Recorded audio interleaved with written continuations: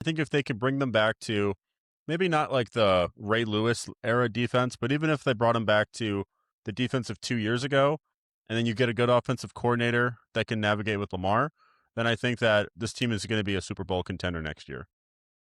Right. Anything else left to say about Jesse Minter? All right. Well, time to feel spiritual because the Browns hired Todd Monken. The monk himself went to Cleveland and they called coaches and they all said, no, I don't want to go to Cleveland. And now we have Todd Monken there. And did you see the clip from Emmanuel Acho where he's like, if I'm Shador Sanders, why would I listen to someone like Todd Monken? What has he done in the NFL to earn my respect? And he's openly calling for him to not listen to his head coach that the Cleveland Browns just hired, knowing that like Shador Sanders, I mean, he's not necessarily the best quarterback in the world himself. I mean, he looked like Snoop Huntley at best last season. Yeah. Hey, the Todd Monken hire, you want to talk about a fill-in coach? 2 years for Todd Monken is my prediction. At least Kevin Stefanski brought you to the playoffs and you won with the against the Steelers. And he was coach of the year twice. But with Todd Monken, I feel like this is definitely a regression from head coach. I don't know if I love this hire. Todd Monken came from the Ravens. Was he the offensive coordinator for the Ravens, if I'm not mistaken? Does it say there? Yeah, he was the previous OC Browns OC in 2019, and then he also won 2 national titles at Georgia, and then yeah, he was the Ravens offensive coordinator. Yeah, and that offense was terrible last year for what they are, at least for them having Lamar and Derrick Henry. I don't like this hire, but it's the Browns, and what else could they have gotten? I don't know. There's 2 teams on this list that I can't judge their head coaching hires that badly because they're going to have a new coach either next year or the year after. So for the Browns, I'll leave them alone. Nobody wanted to go to Cleveland, so it is what it is. I'll even leave Todd home alone for this one. I'll even leave Todd alone for this one because it just seems like a legacy hire for him, so he can tell his grandkids like back in my day, I was a head coach in the NFL. And he's like, you know what? For the Cleveland Browns, and his kids are like, who's that? Because at that point, the Browns had been purchased and relocated out of Cleveland because they went 100 years without making a Super Bowl. Yeah. Yeah, I can't make fun of Todd. He can like, you know what? I was 7-34 as a head coach, something that nobody else can say. So you know what? Credits to him. But I feel like too, sometimes we see like okay or like medium coordinators go become a head coach and surprise us when they go somewhere else. And then we've seen really good coordinators go and flame out because they're more of just a numbers guy. So maybe he'll have that kind of, I don't know, maybe he'll be a good head coach and he'll be like a good manager of the team. But definitely no hate for Todd Monken. And then Cleveland, they really just could not hire anyone else. So for this one, I've kind of like, I take the blame off of both of you. Leave him alone. Yeah, leave Cleveland alone. We'll see what they do. Hopefully they do good. And then Las Vegas hired my number one head coaching candidate so far, Clint Kubiak. It's going to be a Las Vegas Raider.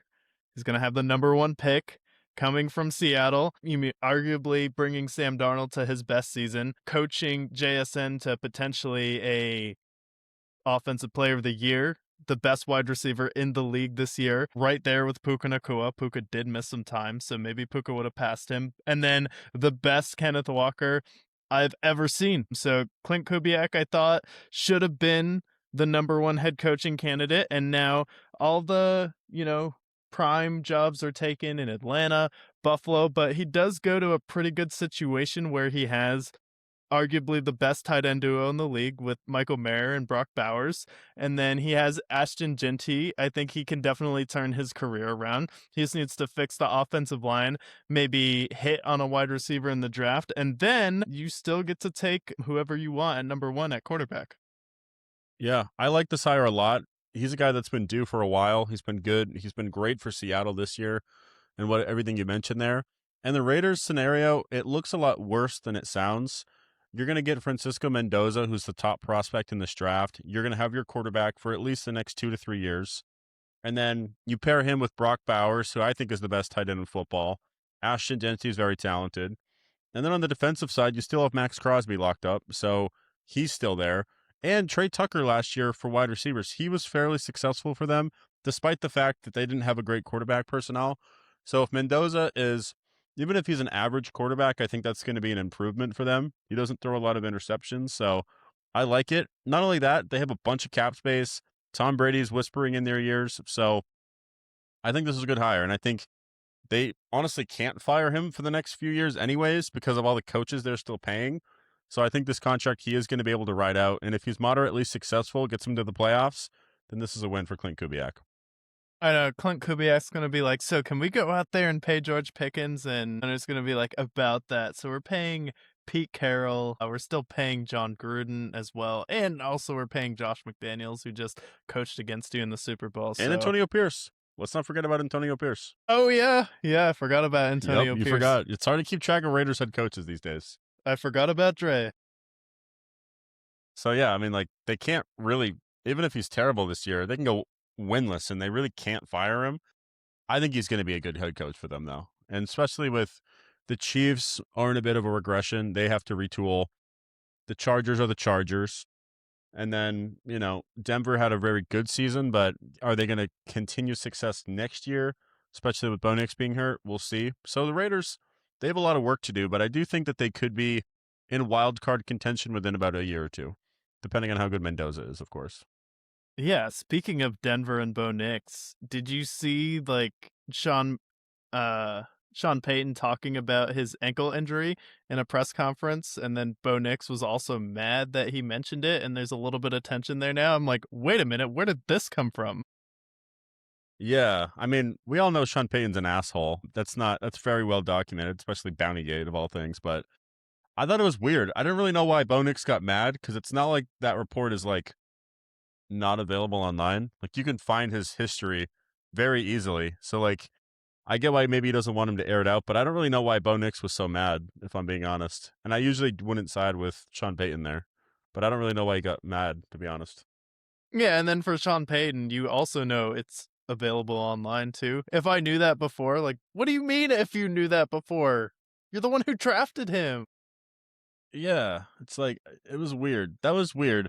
Denver, they went from basically just a field goal away from making the Super Bowl to like, is there friction here? Because like Sean Payton, he's kind of a bully. You saw what we did to Russ, publicly humiliated him in Denver.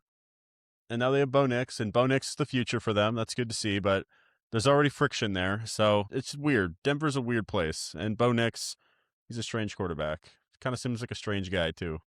But, like, I don't ever remember I get Russ, but I don't ever remember Sean Payton, like, publicly humiliating Drew Brees like this. Maybe I was just too young during that era, or Drew Brees is just someone who could take it, but the fact that he's saying this about Bo Nix gives me cause to pause, like, does he actually think Bo Nix is the guy going forward? Because I think Bo Nix played really well in that Buffalo Bills game. I mean, he outplayed Josh Allen, he had less turnovers, he had really clutch touchdowns, and now you have this weird thing going into the offseason, and the fact that Bo Nix said publicly, I don't like that you said that, instead of privately, like, hey, coach, why would you say that? Like, talking to him about it behind the scenes, like, why is this public? Yeah, it shouldn't be public. And I don't know if this is on Bo Nix or it's on Sean Payton. But either way, like, this is something that should be internalized. This shouldn't be public for anybody. Because now we're talking about it instead of talking about the Super Bowl. Like, I just think it was weird timing for Bo Nix and for Sean Payton to air that out. Yeah, definitely a little bit odd. And then now we have, for the first time in NFL history, you're hearing it for the first time on the Brickyard, there are two sets of brothers coaching in the NFL. Mike LaFleur, the youngest brother of Matt LaFleur, the LA Rams offensive coordinator, is now the head coach of the Arizona Cardinals. He had a cup of coffee with Sean McVay, and guess what? He got a coaching job.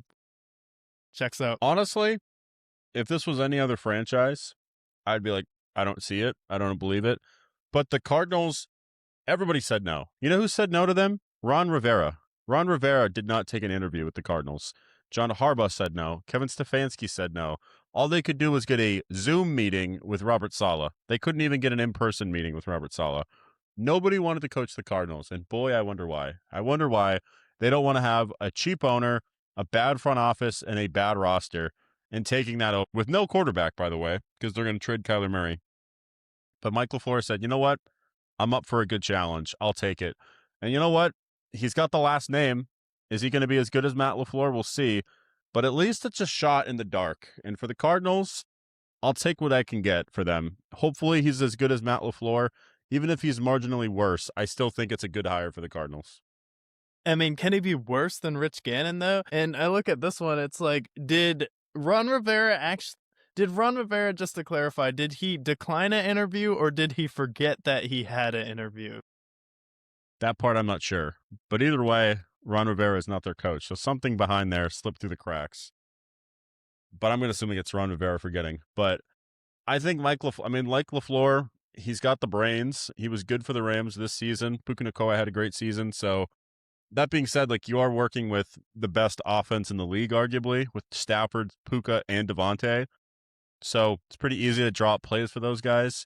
It's going to be a little bit harder when you're drawing up plays for Marvin Harrison and Michael Wilson and, Michael Wilson's Emmanuel kind of a dog, DiMarcardo. though. They have a decent, they're okay, but the quarterback position, Jacoby Brissett's your future.